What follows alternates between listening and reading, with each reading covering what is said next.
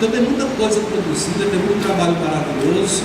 A gente vai ver a exposição lá, ficou um pouco apertado para a gente organizar a exposição, mas vale a pena a gente ver o material que está lá. E aquilo provocar um pouco também uma conversa, uma troca de ideias, daquilo que a gente vai ver lá, também em relação ao que nós vamos escutar agora à tarde. A partir da noite, 6h30, vai sair um ônibus aqui, e vai ter uma evangelização feita também lá no Jovem Clube. Nós achamos por bem somar nessa ida de evangelização que o pessoal do Todo Tempo vai fazer, porque a gente entende também que a evangelização é missão. Sair do nosso canto, de repente fica só dentro da igreja, irmão, né? Os 14, 10º filho dos 14 filhos de mamãe.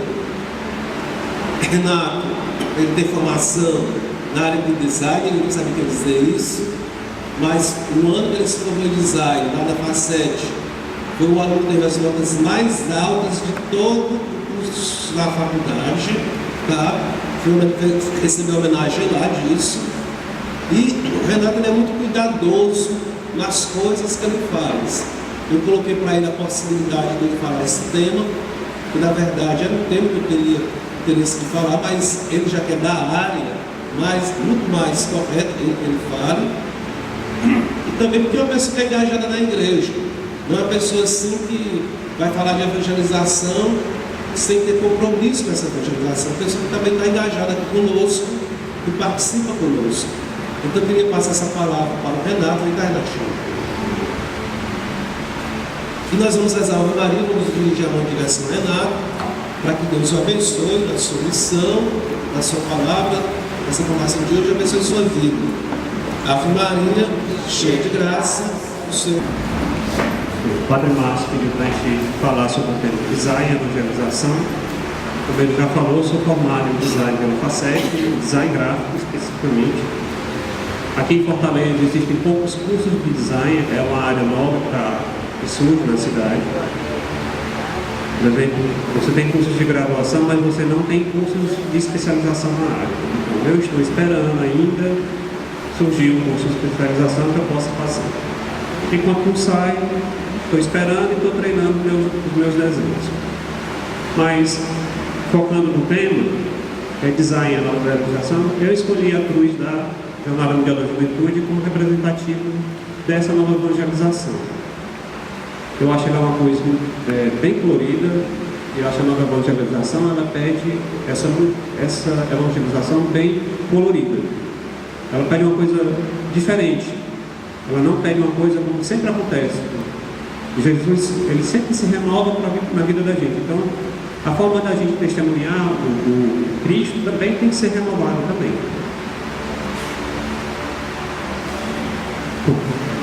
Antes de falar especificamente de design, eu vou entrar na parte da comunicação, um pouco de história da arte, para depois entrar no design e depois juntar com a evangelização.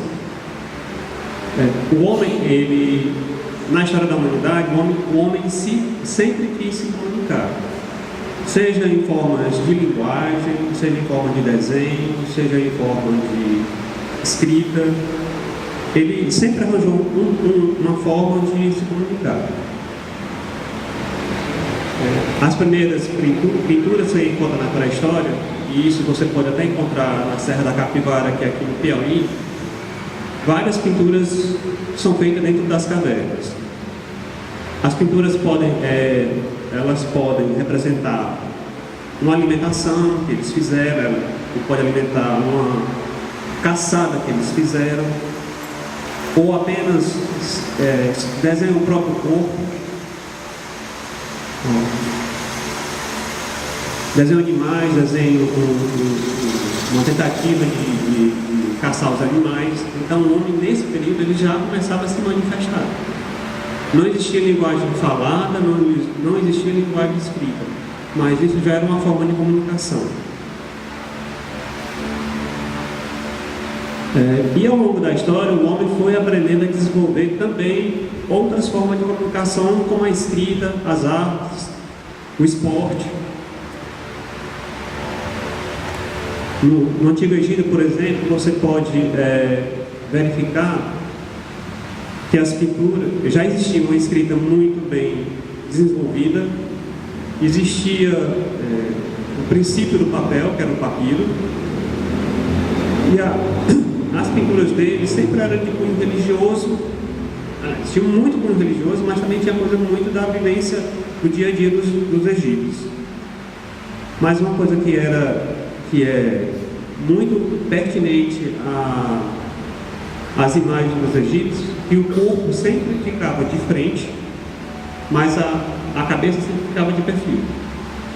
Eles nunca desenhavam a cabeça para frente, sempre era de lado. E tem, aqui embaixo você vê os hieroglifos, já era o início do escrito.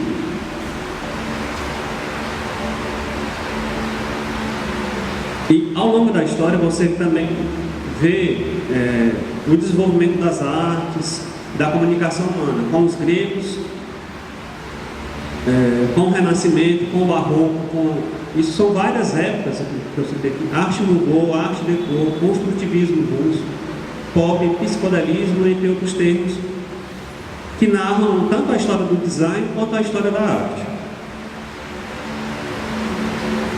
E a igreja também, ela sempre, dentro da sua história de igreja, ela sempre valorizou a arte como forma de valorizar a fé.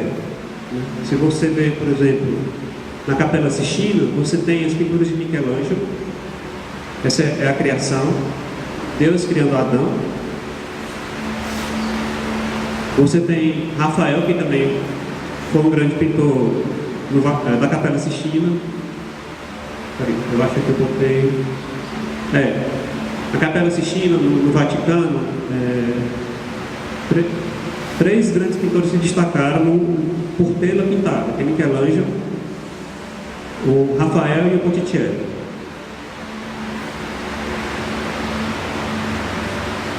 O grande Michelangelo Buonarroti, que foi esse que pintou a criação, ele foi um grande pintor da igreja.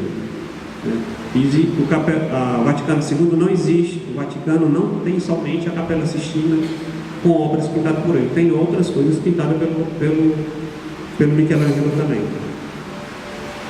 Com a morte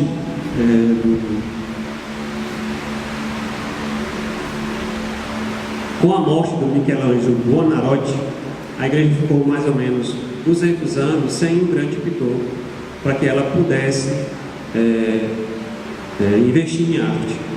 Até que surge Michelangelo Caravaggio, que é outro grande pintor, que pintou, por exemplo, a captura do Cristo. As pinturas dele são sempre muito em contraste entre luz e sombra.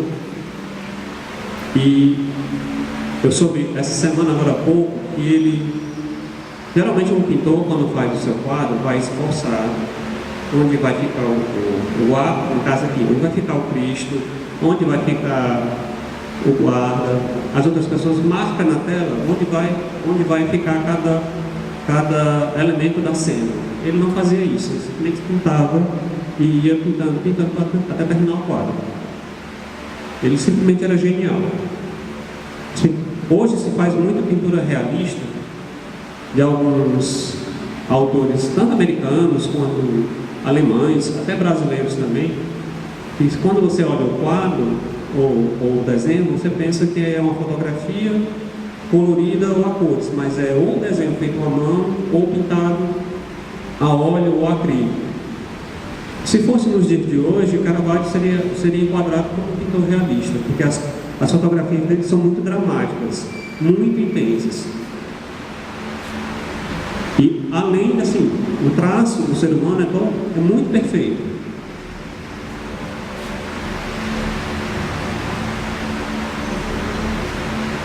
Agora eu já entro um pouquinho para o design. Segundo Rafael Cardoso, que ele é um designer brasileiro, o design, enquanto a pintura, a escrita, a comunicação do ser humano foi se desenvolvendo, a arte foi desenvolvendo, o design também foi acontecendo. Mas ele aconteceu primordialmente com a Revolução Industrial. Porque as matérias-primas precisavam também de qualidade e durabilidade. E sem o design isso não poderia ter acontecido. Se somente fosse feita só a produção mecânica da coisa, o resultado seria que os produtos seriam obsoletos e faria com que, por exemplo, um determinado comerciante poderia perder clientela com isso. Ele podia perder o mercado dele. O design vem para garantir o mercado desses produtos. Garantir entre aspas. Ele era um mecanismo de se fazer impor. Se você tem um produto que é bonito e que é de boa qualidade, e você tem um outro produto similar, mas a qualidade já não é tão destacada, você vai preferir comprar esse que tem a qualidade melhor. Então, o design vem para trabalhar na qualidade do produto.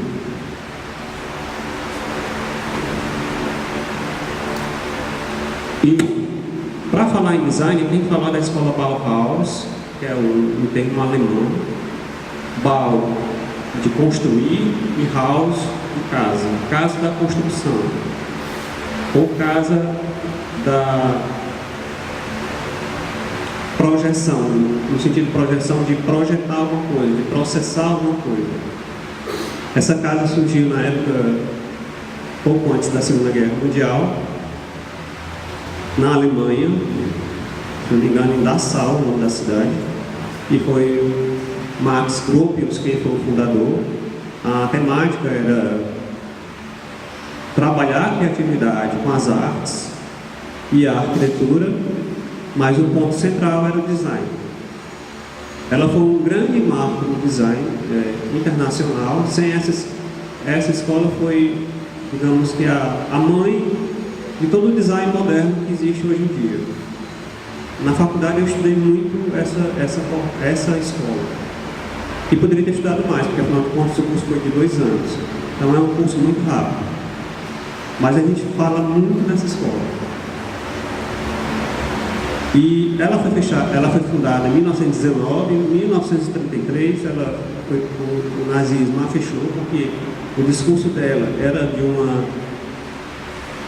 uma criatividade livre para você buscar, e isso o nazismo não queria. O nazismo não queria definir o que é que você tinha que ler, ou às vezes você não tinha nem que ler, você simplesmente tinha que aceitar as coisas do governo e ficar calado, ou então você era perseguido ou assassinado. Então a casa foi fechada. Esses são 2 trabalhos da escola. Ela procura trabalhar a criatividade. Aqui,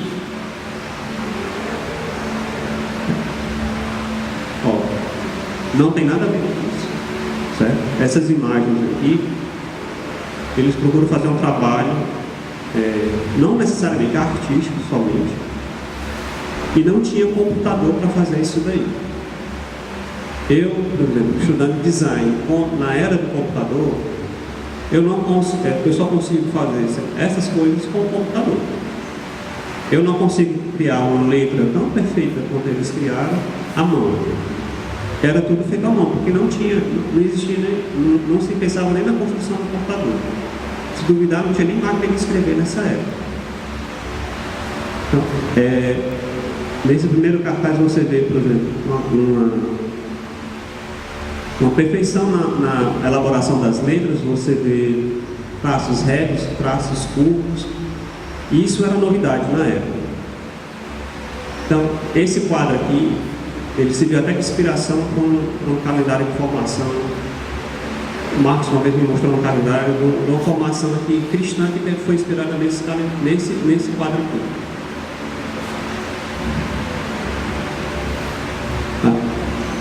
Bom, isso aqui são frutos do design. Hoje em dia a gente tem celular nesta forma aqui, né? Mas o primeiro celular é aquele ali da ponta esquerda. Ele devia ser mais ou menos daqui para cá. Ele devia ser imenso. A preocupação dele não era de uso pessoal, né, assim como é hoje. Com o tempo surgiu aquele Motorola, acho que alguns devem conhecer. E esse aqui é o primeiro iPhone, que ele foi uma ruptura desse padrão de celular que existia antes. Esses dois primeiros celulares, eles apenas ligavam. O outro aqui podia até, digamos, acho que nem enviar mensagem não enviava, esse Motorola. Era só ligação. Esse terceiro, aliás, ele reverteu o sentido de celular. Isso aqui não é só um celular, isso aqui é uma máquina fotográfica, é um caderno de anotações, é uma calculadora, é uma filmadora, é o que se chama de hoje de smartphone, que é telefone inteligente.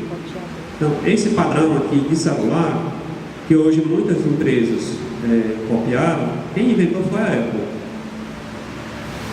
Ou seja, isso foi uma inovação que ocorreu. Todos os outros apenas ligavam, e esse outro faz outras coisas, por isso ele é tão caro. Hoje em dia o modelo não é mais assim, já mudou. Mas hoje em dia não existe assim, esse é o melhor celular, esse já veio para derrubar o iPhone. Ainda não. A tecnologia ainda está muito similar. Mas na época ele foi uma mudança drástica de design. Porque ele fez gerar novos mercados, ele fez gerar novas alternativas.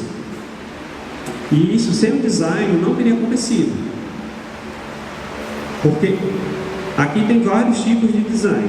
Tem um design de produto, que elabora o produto mais sofisticado. Tem um design gráfico que vai trabalhar os ícones que estão aqui para chamar a atenção do seu usuário. Você pode ter opções de funcionamento que o design gráfico ele vai trabalhar nisso, ele vai estudar que tipo de usabilidade o produto vai ter. Isso são preocupações de design que o designer tem. E aqui existem vários tipos de design envolvido, não só design gráfico, tem design de produto, tem design gráfico, como eu falei, tem quem faça a programação para que as coisas façam acontecer, porque não adianta ter os ícones bonitinhos se não tem um software que faça a coisa funcionar. Mas isso tudo é uma empresa que está preocupada em ofertar um produto que seja funcional e que tenha competitividade no mercado. Já quanto à nossa nova evangelização, eu tive dando lida em algumas coisas para poder unir os dois temas.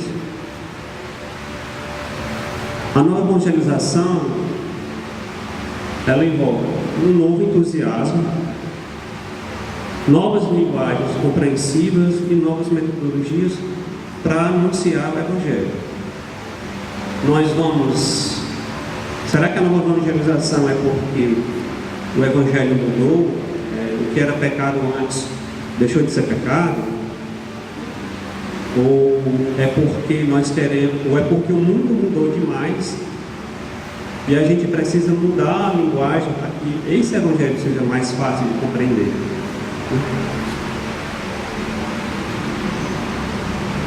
E o design pode ter muito a ver com isso.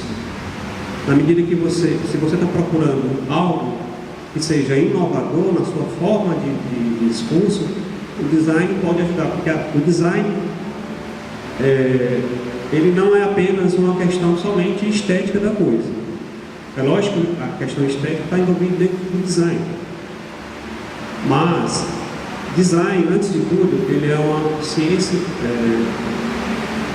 Para chegar a um design desse celular, ou deste computador, ou deste projetor, se pensou antes para chegar ao resultado final do produto final. Não foi uma coisa mágica. Hoje eu tenho esse formato ideal e amanhã já estou lançando no mercado. Não. Existe todo um processo de estudo, de elaboração, de verificar, de testes, se isso é válido, se não é. Você testa com um número de pessoas para ver se aquelas pessoas aprovam ou não. Então, antes de tudo, ele é processual. Para você chegar, se eu sair de uma situação que não está, de uma comunicação que não está acontecendo, para uma outra comunicação que está acontecendo de imediato, algo tem que ocorrer para isso dar esse resultado.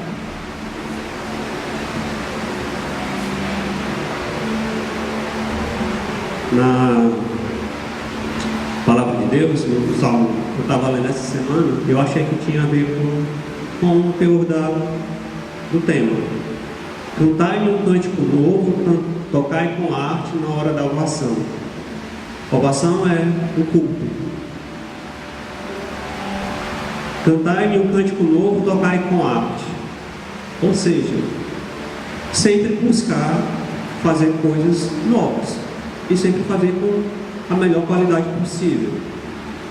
Cantar um cântico novo está pedindo que os músicos não fiquem preguiçosos, sempre tentem elaborar músicas novas, porque isso anima a nossa fé.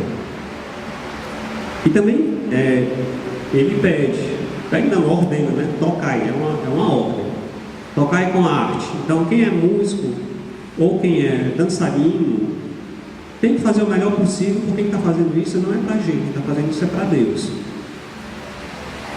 Então a gente tem que ter a consciência que os dons que nós recebemos de Deus, nós temos que devolvê-los de volta. Se o dom é precioso, o dom que nós recebemos é precioso diante de Deus. Então a gente tem que devolver para Deus da forma mais preciosa também. Outra palavra, mas o vinho novo deve se pôr em odres novos, e assim ambos se conservam. Se você botar vinho novo em odres velhos, o odre velho vai arrebentar e o vinho vai descer por água abaixo. Se o desejo da gente é nova evangelização, e a cabeça do mundo está toda mudada, não é o evangelho que tem que mudar. O evangelho é um só, o evangelho não vai mudar. O que vai mudar é a nossa forma de anunciar. E isso é design, querendo ou não. Porque design, assim, se você está aqui na igreja,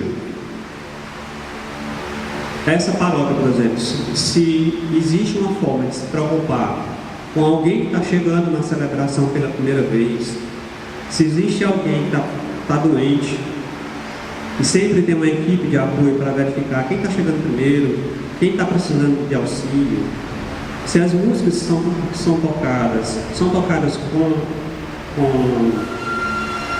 clareza, com melodia, sem ser muito alto, sem afinado, se aquela música tem a ver mesmo com o teor da celebração que está ocorrendo, se a igreja é adornada, tudo isso é um processo de comunicação que ocorre para cativar as pessoas. E isso é design. Porque, como eu falei, design não é só questão estética. Design é uma preocupação de comunicação. Você atingir uma comunicação. Você tem uma ideia e quer que essa ideia seja comunicada à pessoa ou ao grupo que você está preocupado. Na faculdade, eu ouvi muito falar desse termo aqui, que é design thinking. O design tem muito termo em inglês.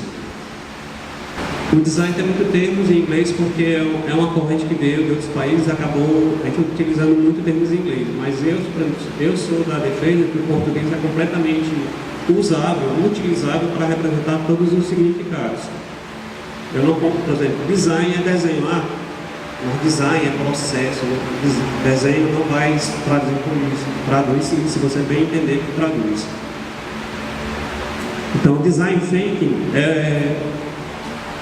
traduzindo ao pé da letra, pensando design, pensando desenho, pensando como inovar, de que forma inovar, a quem você quer inovar, a quem você quer atingir, que métodos você quer aplicar para chegar a essa nova comunicação. E essa comunicação tem que ser clara, porque assim, há um questionamento assim, por que inovar? Porque o mundo precisa mudar, o mundo está pedindo que mude as coisas, o mundo tem uma necessidade, tem uma fome por inovação. tem uma fome por coisas novas, por coisas diferenciadas. Então ele vai. Isso assim, eu estudei muito pouco sobre isso. Eu peguei uma palestra no YouTube e estou aqui passando o que a pessoa reproduziu. Então existem maneiras de chegar à inovação. A Renata Lemos, que é o nome da designer ela fala que existe a incremental, a substancial e a disruptiva. A incremental, ela pode melhorar um contexto. Você sai de uma situação e vai para uma situação melhor. A outra substancial, você expande o contexto. Você consegue, você produz um celular, um tipo de celular, mas agora você está produzindo também um iPad. Então você tem outro mercado, outra forma de você alcançar sua comunicação. Ou você é um grupo de arte, você só era um grupo de teatro, você só fazia peças. Mas daqui para frente nós vamos unir música e teatro. Então você já aumentou a sua comunicação. Ampliamos mais ainda, nós temos pintores no grupo. A gente vai mexer com arte também. Então tem o teatro, tem a música, tem a dança, tem a escultura. Você vai aumentando a gama de funções. Então você expande o contexto. E a disruptiva é criar um novo contexto, como foi o caso, voltando para o celular, do iPhone. Antigamente os celulares somente ligavam. Hoje eles até ligam, né? Hoje você faz misérias, eles conectam a internet, se você tiver pacote de internet, eles fazem misérias com isso aqui, né? Você está aqui, mas você pode se comunicar com um parente celular no outro lado do mundo, basta você ter a internet, coisa que antigamente você não poderia fazer. Então o iPhone, todos os outros são consequências dele. Isso aqui não é um iPhone, mas é um similar. Ele foi um produto que modificou o mercado. Tanto é que depois dele vieram muitos aparelhos similares e com funções muito semelhantes. O Design Thinking também vai dizer que para você conseguir inovar, a inovação nunca acontece sozinha ou só com uma pessoa. Ela envolve rede de relacionamento, uma rede de ideias que você pode construir. O Padre Marcos estava até falando de laboratório de ideias, que tem tudo a ver com o tema desse Design Thinking. Agora, para a inovação acontecer, ela fala que a inovação nunca acontece na desarmonia. Você nunca consegue convencer ninguém na base por exemplo, da violência. Você tem que você convence as pessoas pela sua capacidade de dizer se aquilo ali é melhor ou é pior do que aquela outra coisa. Mas você não vai enfiar goela abaixo nenhuma inovação. Assim como nós, por exemplo, se quisermos anunciar Jesus Cristo, a gente não pode enfiar Jesus Cristo goela abaixo na vida de ninguém. Jesus Cristo pede que nós sermos caridosos, que a caridade seja o bem mais precioso que nós tenhamos. Então, se nós queremos por força e água, fazer com que a pessoa entenda que Jesus Cristo é a melhor coisa para a vida dela, ela não vai entender. Esse discurso da gente não vai funcionar. E como inovar? Ela fala que nós temos que... A primeira coisa, ela fala de 3Ds, que se bem que quando traduz para o português, deixam de ser 3Ds. Tem o descobrir, o desenvolver e o entregar. Você tem que descobrir qual é a oportunidade, assim, a nova evangelização. Qual é a oportunidade de nova evangelização que a paróquia Jesus, Maria e José tem? Para quem, no caso de desenvolver, para quem ela quer evangelizar? De que forma ela quer evangelizar? E não adianta apenas querer, você tem que realmente chegar junto, né, das pessoas, você tem que interagir com as pessoas. Essa nova evangelização, ou comparando a inovação, não vai acontecer se você não chegar a quem de fato precisa dessa evangelização. E uma coisa que ela fala é que a consciência, a inovação só acontece se a consciência de mudança for presente, porque ela é plenamente necessária. Se você achar que não precisamos mudar, que a gente vai, que está tudo bom do jeito que está, as coisas não mudam, as coisas ficam estáticas. Mas se você sente na sua vivência de fé que as coisas precisam mudar, então as coisas vão mudar, se você quiser mudar.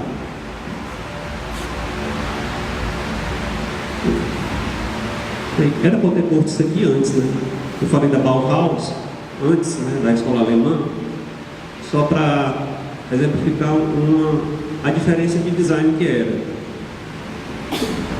Uma cadeira de um outro estilo de arte, de arquitetura, de decoração, que era do Rococó, a cadeira era daquela forma. E na cadeira da Bauhaus, as linhas já são bem diferentes da cadeira. A pessoa senta, em ambas as duas a pessoa senta.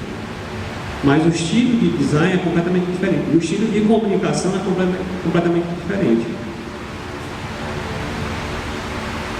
Sim, ela fala que, voltando para o design thinking, existe uma teoria, que é a teoria do Otto Gardner, de como a inovação acontece.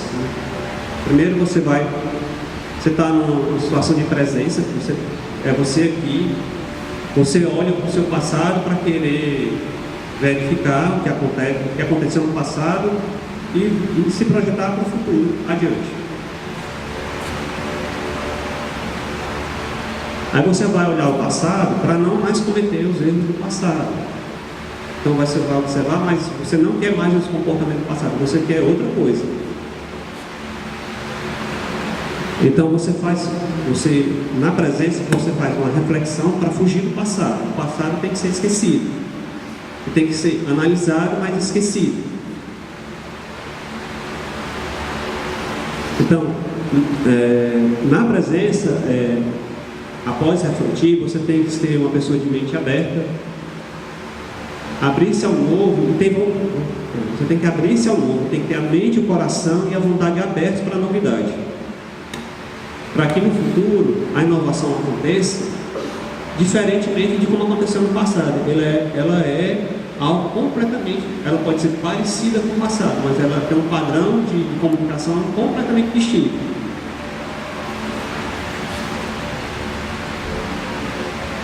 Aí se a gente for comparar com o lado cristão da coisa, o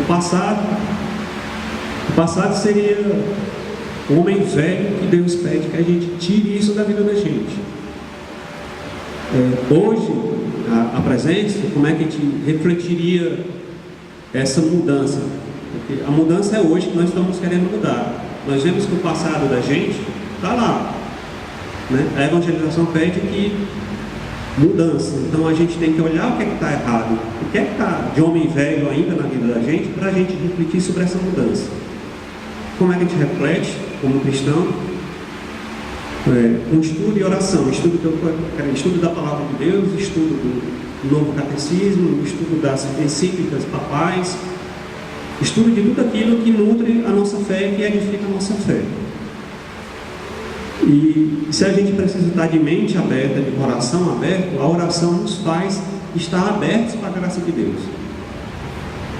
E o futuro é o homem novo que Deus pede que nós sejamos de fato. Porque se a nossa fé, se a gente se diz convertido, mas ainda está assim com o pezinho lá no homem velho, a nossa fé, de fato, de homem novo, não vai acontecer. Se a gente não tiver uma mudança, se a gente não se abrir para o novo. Mas abrir para o novo não é no sentido da nova evangelização, de aceitar as verdades do mundo. Não. Abrir para o novo dá uma nova forma de evangelizar as pessoas. E novamente eu falo, né? O Cristo é o mesmo, o Evangelho é o mesmo, a palavra de Deus é o mesmo. Mas a palavra de Deus, ela é sempre nova, ela é sempre atual. Às vezes a gente está no texto em família, todo último sábado do mês, a família da gente se reúne em família e vai rezar o texto. depois da oração do texto, tem a leitura da palavra de Deus. E é engraçado como, cada vez que a gente lê a palavra de Deus, por mais que a gente lê a mesma... Lógico, assim, os evangelhos são diferentes, assim, a cada mês.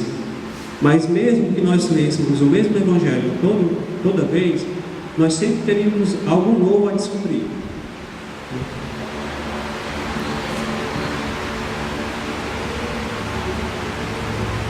A Renata Lemos, que foi quem expôs no vídeo lá, ela fala que a gente precisa ativar a nossa intuição, suspender os bloqueios, deixar ir o passado para deixar vir um novo mundo e incorporar o novo.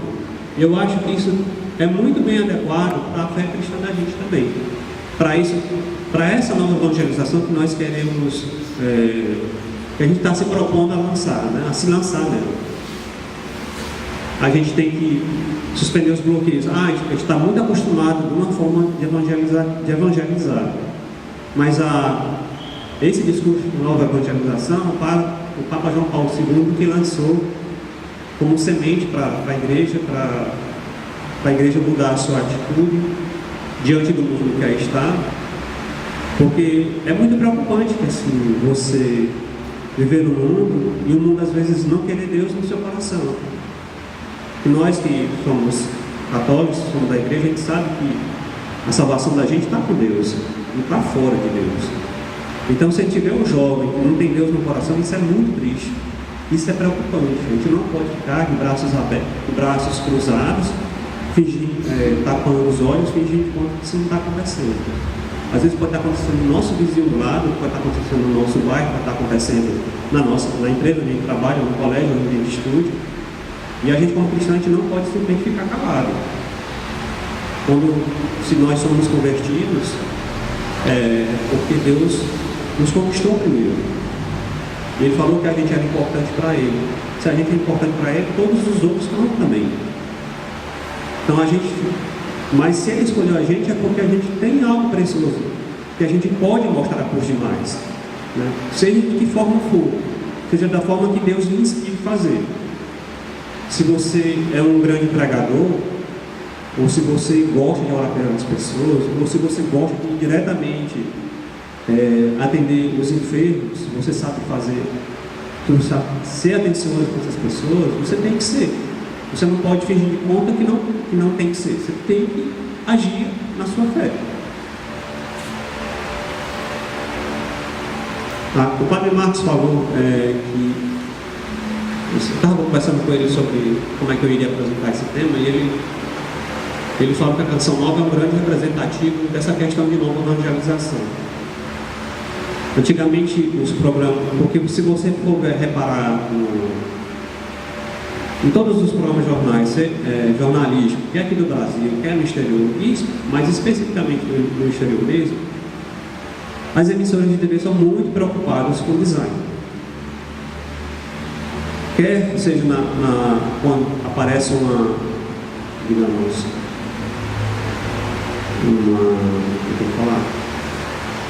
propaganda de previsão do tempo, você vê as coisas muito bem desenhadas, as cores muito bonitas, para quê? Para chamar a atenção do telespectador. Se você botar uma cor feia, se botar tudo preto e branco, ninguém vai querer ver. Existe uma preocupação com a forma até da letra que é utilizada, se preocupa com colocar uma letra mais adequada para emitir certas coisas. E a Canção Nova, o Padre Marcos estava falando que ela conseguiu alguém que trabalhou na Globo e passou a trabalhar dentro da Canção Nova. E isso mudou drasticamente a forma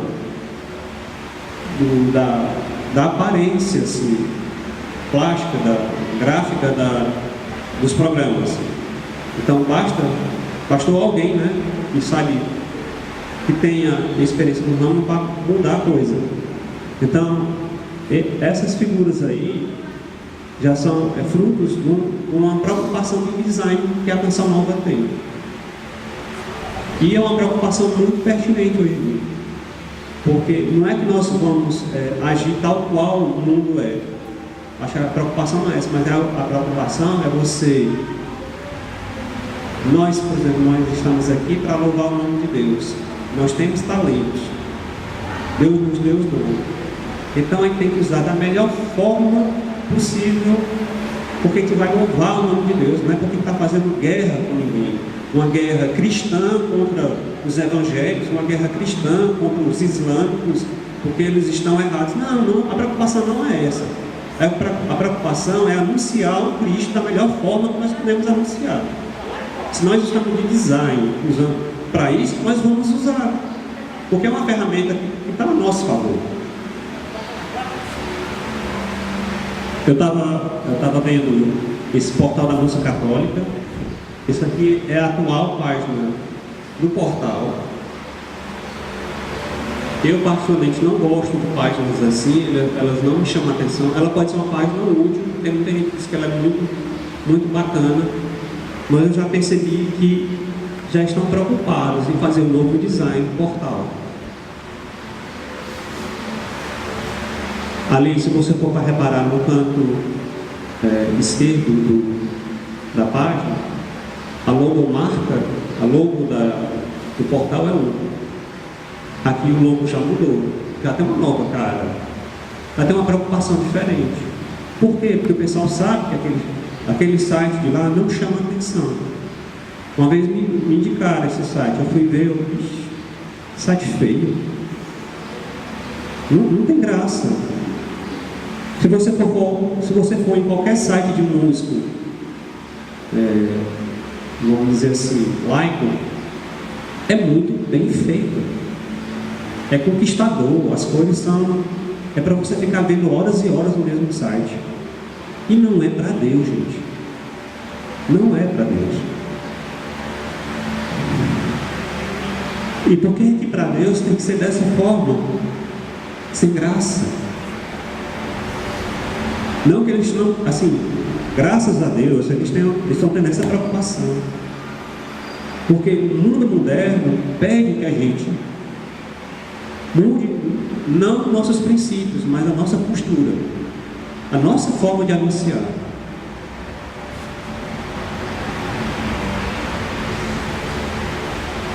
Assim, e a gente tem que ter coragem de mudar, a gente tem que ter coragem de anunciar, porque o Cristo disse: no mundo tereis tribulações, mas tem que ter coragem de vencer o mundo. E essas aqui foram as minhas referências. Eu espero assim que tenha ajudado em alguma coisa, que eu tenha conseguido atingir o objetivo do tema. Mas é isso que eu tenho para falar.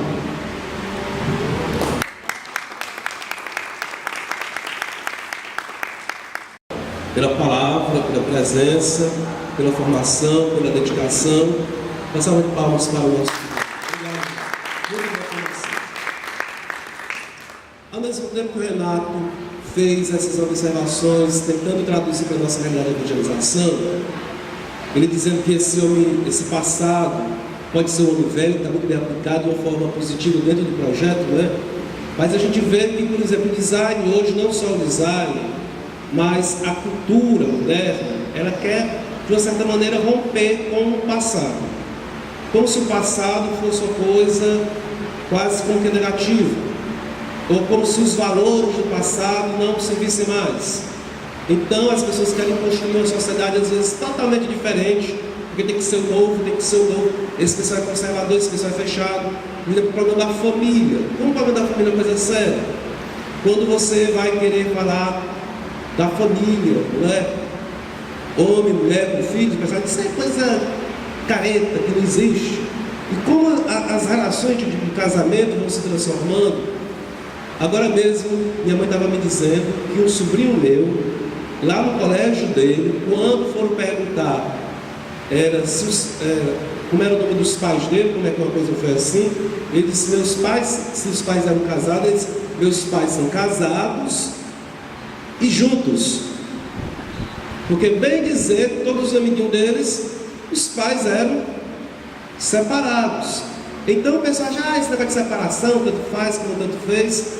Aí eu estava conversando também com o papai e com a mamãe, falando sobre a Dalva de Oliveira, uma grande cantora lá dos passados, não sei das quantas. A gente estava resgatando na internet Ave Maria do Morro, que é da outra geração, sabe o que é isso aí? Que era uma coisa que a gente precisaria resgatar também dentro da cultura, não é? Que o Renato estava falando que é um canto muito bonito para coral. São as Ave Marias que a gente tem na música da nossa técnica, né? Tudo bem, tem a Ave Maria de Schubert, tem de Gounod, tem de Bach, tem não sei o quê, mas nós temos as nossas Ave Marias também. Mas disse que a Dalva de Oliveira lá com o marido dela vivia separando, e o filho, que era o Peri Ribeiro, já grande, crescido, vivia falando do sofrimento que foi a separação dos pais. Aí a mãe estava dizendo assim, porque antes, quando os pais separavam, os filhos sofriam muito, não é só antes não, mãe, hoje também. Quando os pais, ninguém quer que seus pais se separem, mas o pessoal quer achar que o desenho agora da sociedade tem que ser uma coisa assim batida, resolvida, deixa isso para lá. Agora, é claro também que nós não temos condição de romper com o passado. O pensamento moderno, ele é muito assim, o passado deixa para lá e vamos resolver nossa vida aqui a partir de agora. Mas nós somos filhos de quem? Nós somos filhos do passado. Nós somos filhos do passado, do união do nosso pai e da nossa mãe, que foi também fruto de um outro passado, o pai dos nossos avós. Então não tem como a gente romper com o passado, nós estamos aqui por causa do passado. Tá? E às vezes eu gosto de dizer que ninguém sabe.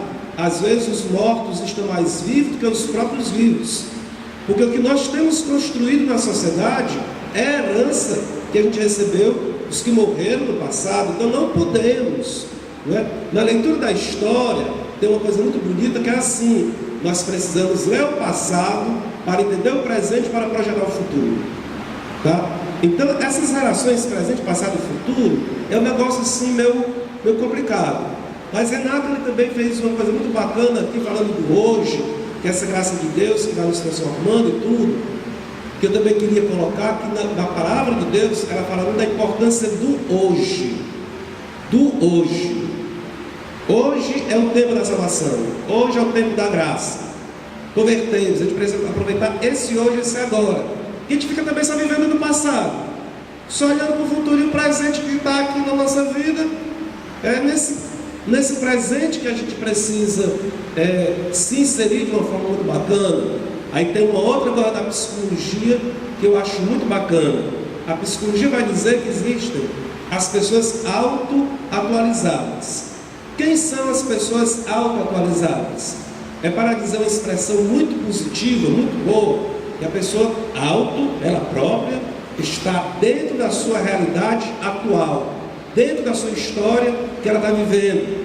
Então, as pessoas mais auto-atualizadas, que se tem como exemplo, sabe quem são, gente? A psicologia da ciência diz, é muito estranho, os santos. Os santos são exemplo de pessoas auto-atualizadas. Por quê? Porque uma pessoa auto-atualizada é uma pessoa que está de bem, com sofrimento, com dificuldade, está vivendo o seu presente. Não quer tomar uma droga para fugir do passado, fugir do futuro. Está vivendo, está enfrentando, com a graça de Deus, confiando em Deus, com fé em Deus. Então, é muito interessante que a gente também possa descobrir essa importância do hoje da nossa vida. Não é? É claro que com esse hoje que nós estamos vivendo, nós estamos semeando coisas novas para o futuro. Também existem muitos lances assim na filosofia. A gente pergunta: o que é passado? O que é presente? O que é futuro? Aí tem as pessoas que vêm as compreensões bem, não, o passado não existe, o presente também não existe, o que existe é o futuro, porque quando eu falo, já deixou de acontecer de ser presente, já é o futuro que eu estou vivendo. Então é um negócio assim bem doido que é o tempo, né? Mas nós poderíamos ir um pouco mais. O que é o tempo? O tempo é um negócio que a Terra roda e vai rodando em torno do Sol. Aí um dia amanhece e um dia anoitece e a Terra vai girando e o tempo vai sendo como uma rotação que vai sendo dada no espaço. O tempo é uma relação com o espaço. Gente, que loucura! Nós somos pessoas que devemos estar bem situadas no nosso tempo e no nosso espaço. Eu queria ser uma pessoa que nasceu na Europa, eu queria ser uma pessoa que nasceu no Japão, eu queria ter nascido 2000 anos daqui para frente, ou 2000 anos para trás. A pessoa nunca está satisfeita de estar vivendo a vida, que é um dom precioso que Deus deu para nós, para ela, para cada um de nós. Então nós estamos vivendo uma vida maravilhosa, num tempo maravilhoso, a gente fica jogando tudo na lata do lixo. Então uma pessoa auto-atualizada é uma pessoa que vive bem o seu tempo e o seu espaço. Isso é uma coisa fantástica. Eu rezo muito isso. Senhor, obrigado pelo tempo que eu vivo e no local que eu estou. Obrigado, Senhor, pelas coordenadas da minha vida. Mas, já que começamos a falar de tempo, me permita o design do Renato, tá bom, Renato? Tem um texto lá do Apocalipse, que eu já citei, já falei muitas vezes com as pessoas aqui. Se eu não me engano, Apocalipse 19, que tem as pedras da cidade santa, que é Jerusalém. As pedras lá do Apocalipse, elas correspondem aos signos do zodíaco, ao horóscopo. Estranho, né?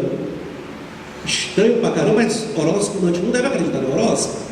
Como é que o Apocalipse está falando que a cidade celeste está em referência às pedras do zodíaco, do horóscopo? O que é o horóscopo? O horóscopo são os astros que determinam a nossa história, que determinam o nosso tempo. Então, eu acreditar no horóscopo, eu estou acreditando que uma lua, que um sol, que uma estrela, não sei de onde, está determinando o que eu vou fazer hoje, amanhã, assim, assado. É uma história determinada pelos elementos da natureza. Mas, quando no Apocalipse tem lá os signos do zodíaco, tem uma coisa bem interessante, está ao contrário. O signo do zodíaco, tá? Em vez de o signo terminando em aquário, né? Qual é o último signo do zodíaco? Eu não sei. Estamos todos nós por fora do zodíaco, né? Qual é? Eu acho que é Capricórnio, que termina, né? Que termina? Eu acho que é Capricórnio. Capricórnio. Pois é, o signo no Apocalipse está ao contrário. Para dizer o quê? Que o Senhor é o Senhor do tempo.